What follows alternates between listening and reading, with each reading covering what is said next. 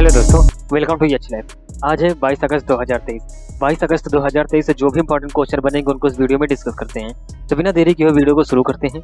अगर वीडियो आपको अच्छा लगे तो लाइक कीजिएगा, शेयर कीजिएगा और सब्सक्राइब कीजिएगा। तो बात करते हैं आज के पहला क्वेश्चन की। तो आज का पहला क्वेश्चन है दोस्तों,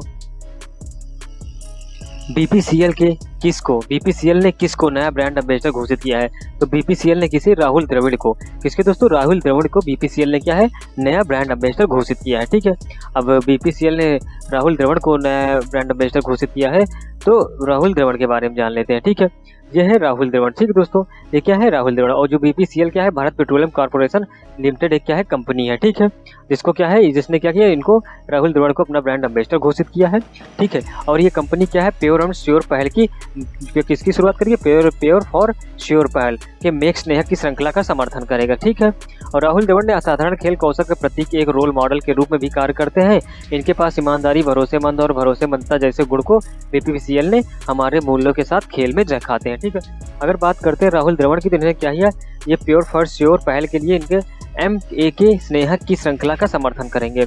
ठीक है, अगर इनकी बात करते हैं, भारतीय क्रिकेट ऊंचाइयों तक पहुंचने वाले आइकन के रूप में राहुल जो द्रविड़ हैं, वास्तव में विश्वास, नैतिकता, सेवा और निरंतरता के हमारे मूल के प्रतिनिधित्व भी करते हैं। ठीक है, बीपीएल के साथ इनका जुड़ाव देश भर में उनके गुणवत्ता उत्पादक के उपलब्ध कराने की हमारी प्रतिबद्धता को जोड़ देगा। ठीक है, तो ये है इनके बारे में, इतना याद रखिएगा। अब बात करते हैं बीपीसीएल के बारे में।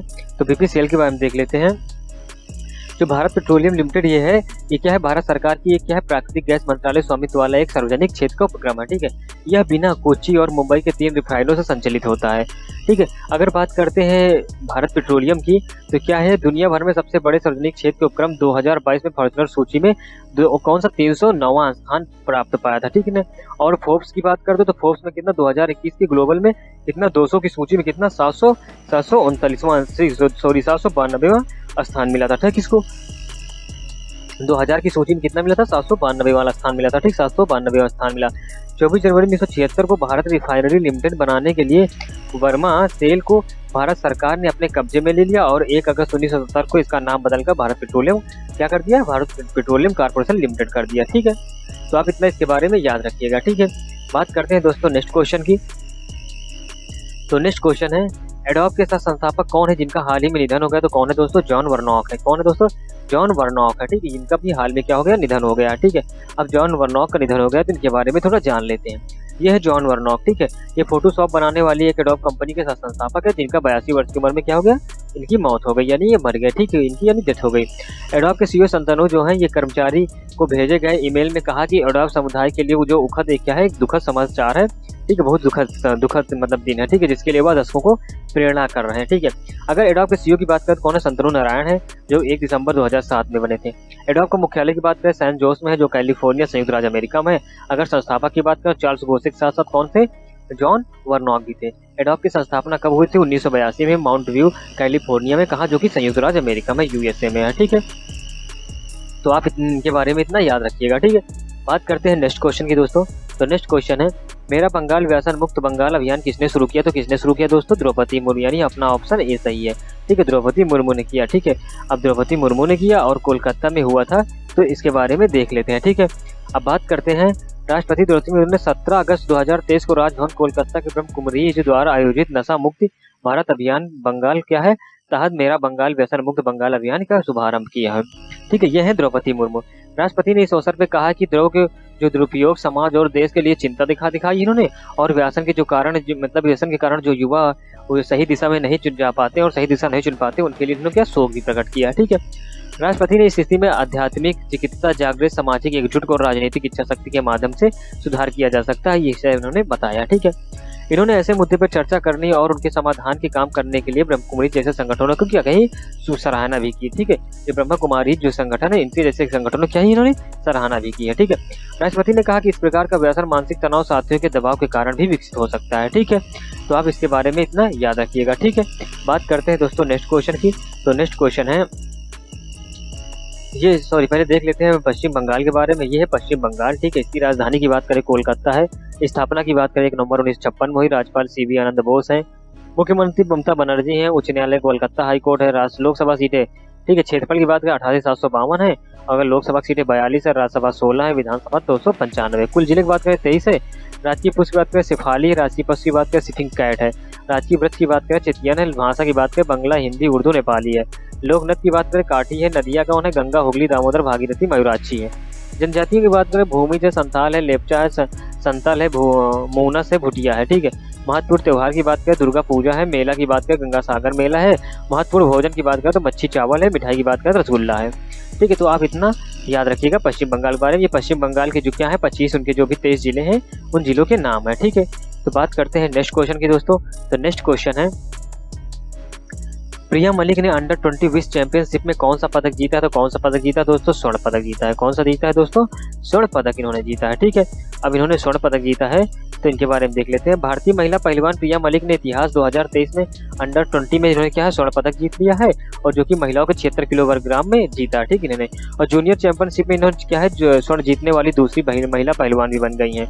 पूर्व विश्व कैडेट चैंपियन प्रिया ने 2022 में अंडर 20 विश्व चैंपियन में कौन सा 2022 में रजत पदक जीता था और 2023 में कौन सा गोल्ड मेडल जीता। ठीक है। इन्होंने बात करते हैं 76 किलोग्राम के वर्ग स्पर्धा में प्रिया ने स्वर्ण पदक मैच के जर्मनी के किसको हराया था? लौरा कोहेन को 5 के निर्णायक स्कोर से हराकर अपनी शक्ति का प्रदर्शन किया। ठीक है।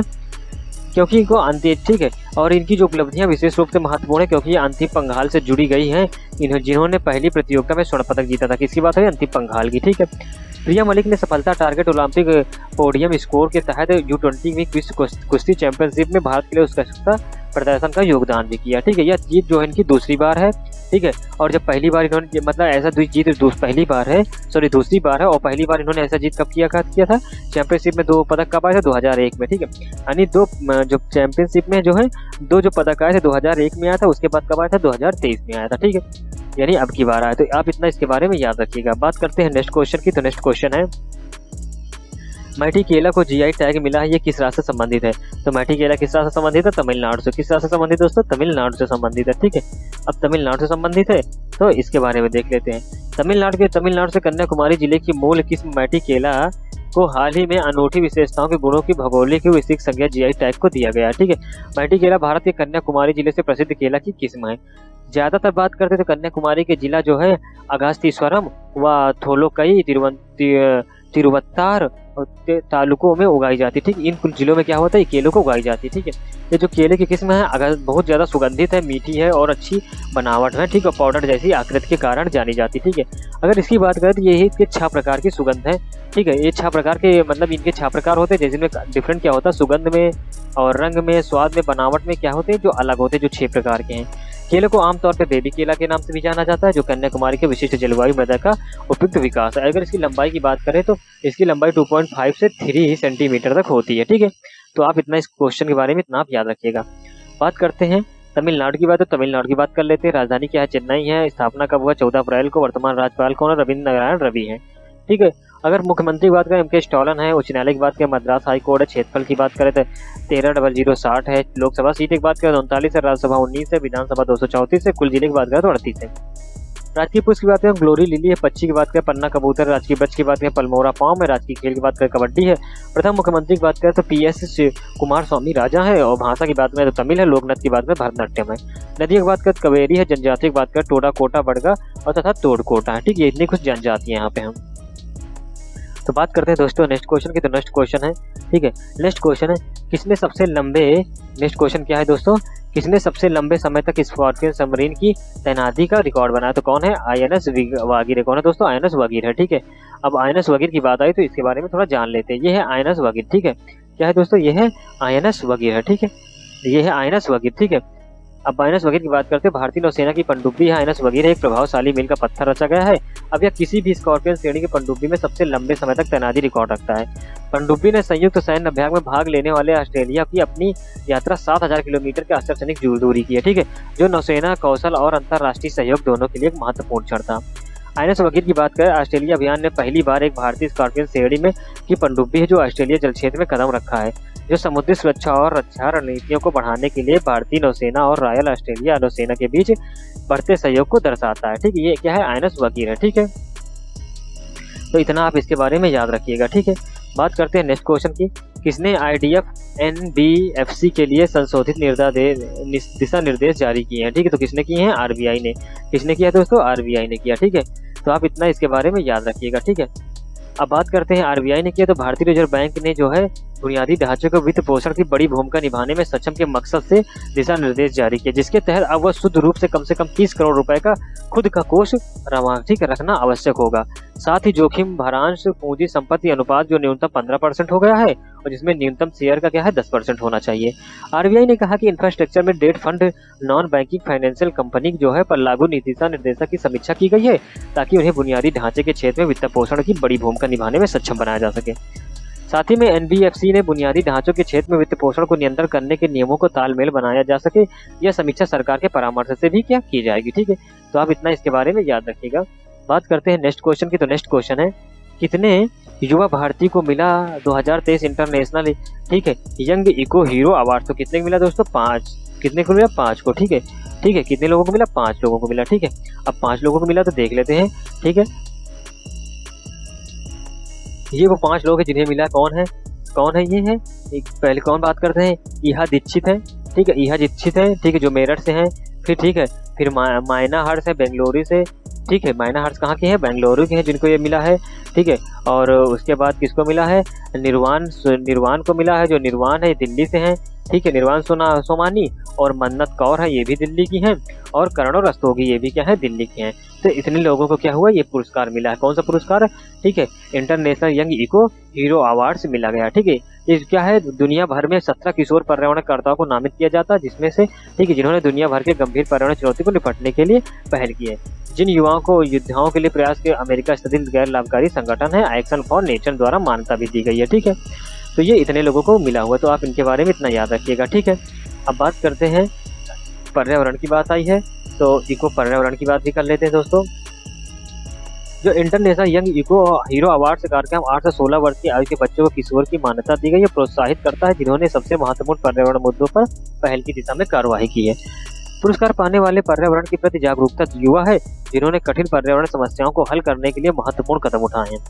अंतर्राष्ट्रीय युवा इको हीरो जो पुरुष विशेषता स्वतंत्र न्यायाधीशों पैनल द्वारा किया जाता है, इसमें विज्ञान, जीव विज्ञान, शिक्षा विशेषज्ञ शामिल होते हैं। पिछले 20 वर्षों में एक्शन फॉर नेचर 27 देशों से 32 अमेरिकी राज्य हैं और 339 इको हीरोज को मान्यता दी गई। ठीक है, अंतर्राष्ट्रीय युवा इको हीरोज पुरस्कार के विजेता का चयन स्वतंत्र न्यायाधीश के एक पैनल द्वारा किया जाता है, जिसमें से पर्यावरण विज्ञान, जीव विज्ञान और शिक्षा के विशेषज्ञ भी क्या होते हैं? शामिल होते हैं। ठीक है, तो ठीक है दोस्तों, आप अगर वीडियो आपको अच्छा लगा हो तो लाइक कीजिएगा, शेयर कीजिएगा और सब्सक्राइब कीजिएगा।